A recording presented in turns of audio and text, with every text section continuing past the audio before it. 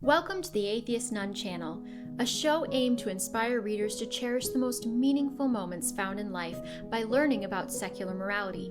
Subscribe for more content on aspects of my business and writing life, as well as topics concerning ethics, mid-19th century living, etiquette, and much more. As early as middle school, and certainly by high school, I noticed I'd have these gut feelings and anger well up inside of me when certain teachers taught. But at that time, I couldn't always put my finger on why. I'd often overhear Michael Savage's voice on the radio while my dad was cooking dinner, explaining current events. Then I remember listening attentively to my dad's interpretation of what my teachers said at the dinner table. Finally, after discovering Ayn Rand and her work, I had answers to all of my gut feelings. I found the individual, the I that was me, and the liberal ideology that possessed many of my teachers.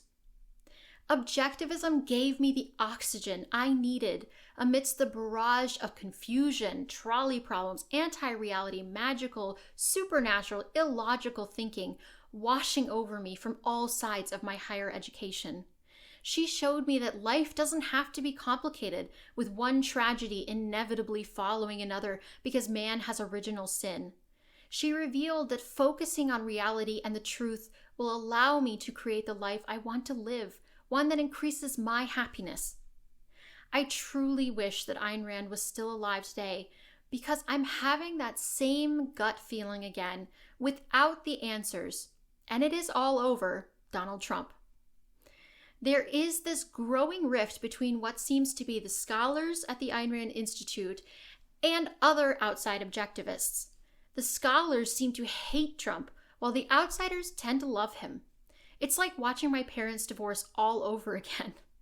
Most of my close family and friends love Trump, but every time I listen to another ARI podcast or see a post on X from someone heavily involved in ARI, all I hear are negatives about him, and my stomach squirms. I should note, however, that endorsing a specific political candidate does not make you an objectivist or not. It is when you agree with her 4 basic pillars of objectivism and its overall goal that makes you one. So really, this should not give people a reason to drop a philosophical label that they want to carry. If Ayn Rand was here today, I believe that she would surprise the people at ARI and give a clarifying answer as to why Trump is not Hitler, but now an American icon. I say this with the deep conviction that the only person left on this earth to have spent the most time with her when she was alive and named him her intellectual heir, Leonard Peikoff, stated at the end of a video in 2020 that I want to add one sentence: I am voting for Trump. That's it, okay. I'm not arguing, but I heard somebody say no objectivist would vote for Trump, and I'm still steaming over that, so I'm trying to publicize the fact that whoever said that is crazy. Please read the comments to this video. I'll link below to read who may have been the one to say that if you're curious. I will not be bringing in any ARI-related people's names into this video. However, I believe that ARI cut the end of this video section off. Now, I understand that they, as a nonprofit, cannot and will not endorse a particular candidate, but they could have left Peikoff's commentary in. To me, it is a huge slap in the face to the creator of the Institute itself. He's not old and losing his mind like Biden. Not to mention that Peikoff is the very man who wrote the dim hypothesis, which sends out the warning call about our country falling into religious totalitarianism, and yet he does not view Trump as that exact type of threat that the Democrats are pointing to. That should tell objectivists something. Trump has never seemed that religious, which is precisely why he chose Pence as his vice president back in 2016 in order to win the vote of the evangelical Christians. Now, if this was all about Pence running, who talked about God every time he opened his mouth, then I'd be more worried. I think that Ayn Rand is much more conservative, at least morally, than many modern-day objectivist intellectuals are acknowledging.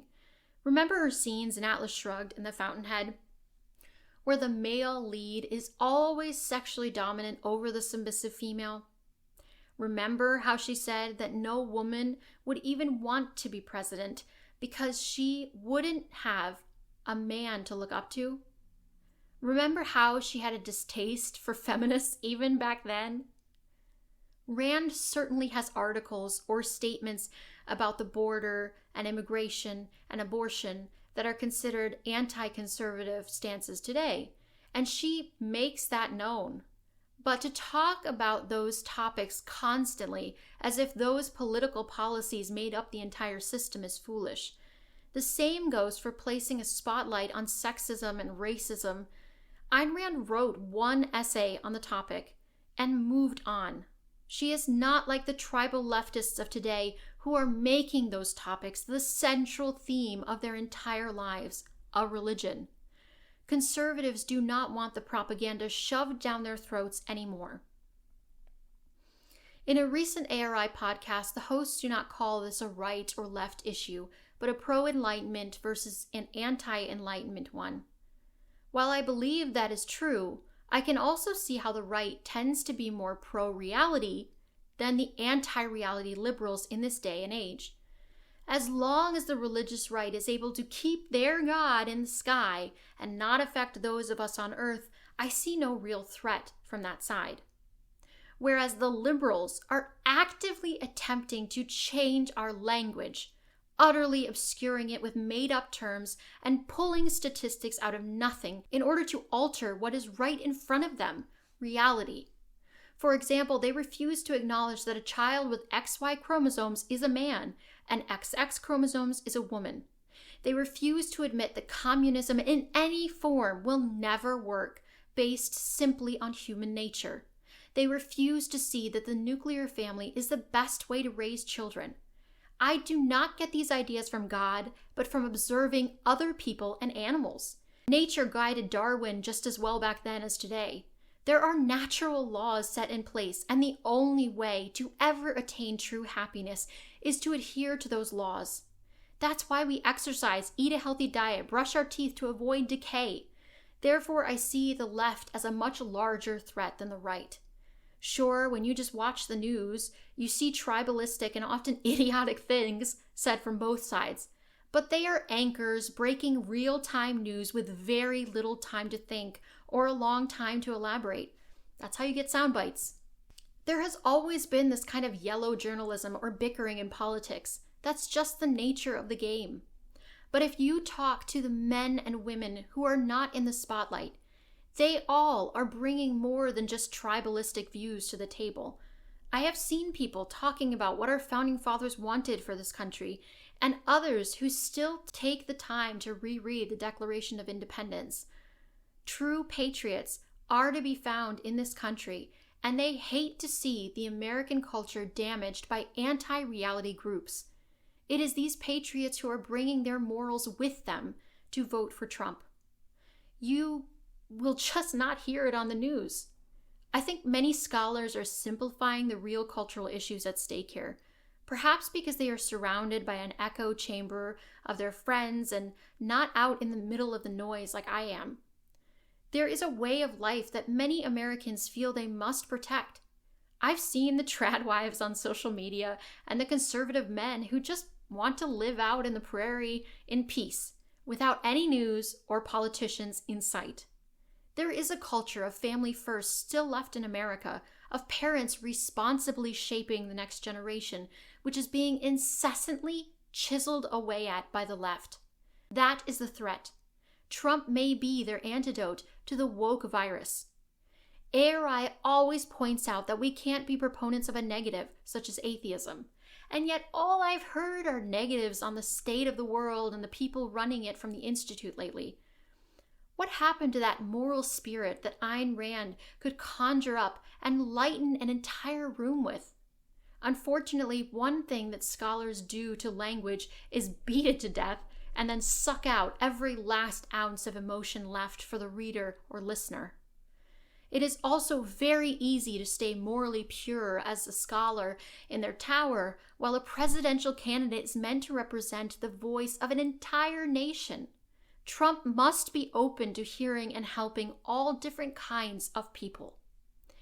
Yes, I think the first election cycle around, he was on the defensive, and his method was to resort to childish name-calling. I don't think his speeches were focused enough, and they did sound very pragmatic, as if he had no philosophical stance. However, even an older man can learn.